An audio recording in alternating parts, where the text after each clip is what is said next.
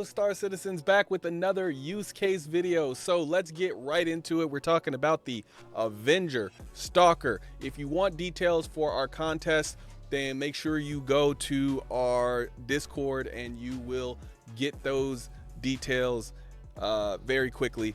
I will say this though, the Saber Firebird is gone. We have had somebody win the Saber Firebird. So the only thing we have left for our secondary contest is a pack which includes an Aurora MR, an MPUV tractor, and a Ursa Medevac with the game pack and lifetime insurance. So that is still left. Like I said, go to the Discord if you want details on that. But let's get to the Stalker. So the Stalker was a weird one to me. When I first heard about the Stalker, my first thought was why? Why do I need 8 prisoner pods in such a tiny ship? I was thinking I should have 4 prisoner pods and then 4 SCU of cargo. That would make this ship much more useful. And I stand by that. I still think that it's more useful in that way. But the thing is, it's not too necessary for me to say that because this ship is also supposed to be modular to some extent. So it may end up being that you could remove 4 of those prisoner pods and put 4 SCU of cargo. To be completely fair though, I think the Stalker is built to capture 8 prisoners. And think about it. I know like 8 seems like a lot, but think about you catching up to somebody, you put them in the prisoner pod, and now like if you only have 1 or 2, that means you can do 1 or 2 missions and then you have to go back to base, right? But if you have 8, that's 8 missions that you can do before you have to go back to base. Now, I still think 8 might be a lot because you have one of the weapons that it comes with is a Revenant Gatling, right? So at some point your Gatling's gonna run out of ammo and you're gonna need to go back to base anyway. So I would say 6 max is what you would want to do, but the better number is 4. And then that allows you to carry 4 SCU of cargo, which means you could take some of the ill-gotten gains from people that you might be going against when you're doing your bounty hunting.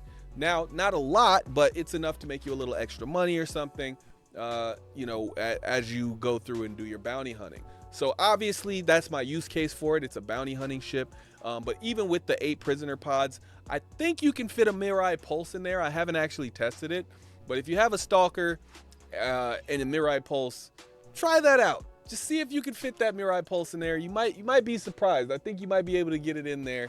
And then that opens up a few things, as far as like you being able to go down the planet and, shoot something up with your Mirai Pulse, take that back, leave it outside, right?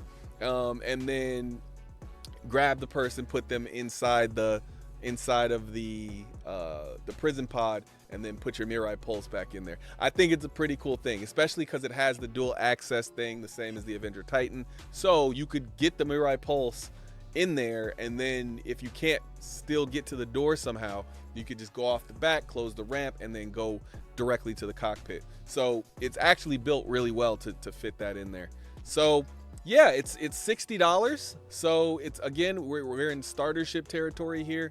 I'm not sure if this was ever sold with a game package the way the Titan was. But if it was and you got this with a game package, that's great. But other than that, I mean, it's a very cheap upgrade. I'm not 100% sure. I think it's the same cost now, so I'm not 100% sure that you can get the Stalker. If you can upgrade from the Stalker from the Titan, that would be a little weird. So I don't think you can do that. But unless you got originally like that really cheap Titan that was like, I think $50, then you might be able to upgrade to the Stalker. If you really got the $50 Titan, you might be able to upgrade to the Stalker. But I think if you have either one of these, it's not worth upgrading to the other. I would wait until you have a little bit more funds like Alpha UEC or UEC, and then just upgrade to an advanced starter rather than hopping between starters. That doesn't make a lot of sense to me. So yeah, it's a decent bounty hunter. Now, as far as I know, distortion weapons still aren't quite up to par in 3.23. So I don't know if I would get distortion weapons so much as I would just super damage a ship and then take the person, heal them up, you know, like so if I'm playing bounty hunter gameplay, right? I would blow their ship up, you know, or soft death their ship, right?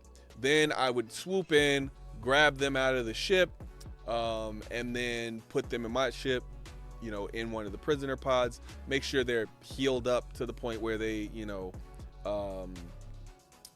I think that's also a cool thing. I hope that you're able to heal people from the prisoner pod. Like, I should be able to put you in the prisoner pod and then like heal you up in the prisoner pod, or the prisoner pod should automatically heal you, at least keep you alive. No, because then it'd be like basic med beds. You can't do that. But I like the idea. So I would say you should be able to heal them while they're in the prisoner pod. That makes more sense. Then it at least still requires like a med pen or something. Or put a delay on the healing so that I could heal people, and then before they're all recovered, I could still get them into the prisoner pod so they can't like shoot at me. I think that would be pretty cool. But yeah, I think at some point these prisoner pods are gonna be useful, because I think delivering people alive is going to be more rewarding than just saying I killed the person. So I think for the more lawful people, that'll be more useful. So yeah, I think it's a pretty good ship. I think at $60 the price it's valued correctly. So I got no changes there. The only thing is the Stalker, if you didn't notice, is more stealthy than the Titan. That's kind of its deal. So I would put all stealth parts on this thing. I would put Mirage shields, Slipstream power plant, Snowblind coolers, and a Spectre quantum drive. Just completely stealth it out. I think that's going to be the best loadout for this. If you want to use distortion repeaters, I would go with the DR model XJ3s. I don't think that they're as useful as they should be, you know, for, you know, 3.23. But I just think if you're gonna do it, you might as well get the best of the distortion weapons, which I think is the distortion repeater. And then, yeah, keep that Revenant, because you never know when your distortion is not gonna be up to snuff, and you're gonna have to just, you know, take them out the old-fashioned way. Yeah, and as far as missiles, I think you're gonna want the longer range missiles. So I wouldn't go with Rattlers on this one, because you're a stealthier ship. So you're gonna want something that has a higher lock range. And the big thing about Rattlers is they have a low lock range. So you're gonna want it pretty much any other missile, but I would also say you want a very quick lock time and a wide-ranging lock angle. So cross-section missiles are generally going to have the best of that, but those miss a lot. So I wouldn't go with any of those. I think I would either go with the Ignite or the Dominators. It just depends on what you want. But yeah, I think the stock missiles on this are fine. I think the stock missiles are fine. I wouldn't really change them out. Yeah, and I think that's everything on the Avenger Stalker. I hope this helps people out there who have an Avenger Stalker. You know, hopefully you get the ability to change some of those prisoner pods out. Yeah, it's a nice little ship. Again, starter ships I think are really cool, and in 3.23, the Avenger Stalker is incredible. The way it fights, all of the Avenger series is good in that way. But yeah, that's it for this one. The next one will be our Avenger Warlock. So I'll see you in a few hours for that one. All right, I'll see you in the next one. Peace.